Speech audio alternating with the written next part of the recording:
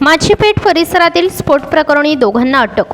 माचीपेठ परिसरातील चिकन दुकानामध्ये भीषण स्फोट होऊन मुजमेल हमीद पालकर या इसमाचा अत्यंत दुर्दैवी मृत्यू झाला।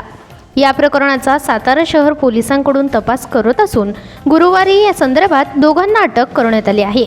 शाहिद हमीद पालकर वय वर्ष 36 व तरबेज गणी पालकर वय वर्ष 42 दोघेही राहणार गुरुवार परस या दोघांना सातारा शहर पोलिसांनी स्फोटक बाळगल्याप्रकरणी अटक केली आहे।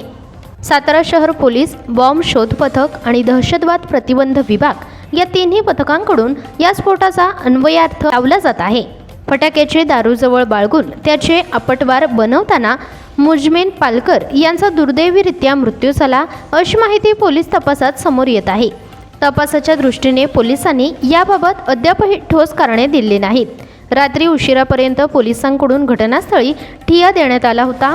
बॉम्ब शोध पथकाने घटनास्थळावरून घेतलेले स्फोटकाचे नमुने या प्रकरणाचा उलगडा करण्यासाठी नागपूरच्या फॉरेन्सिक लॅबला रवाना केले आहेत।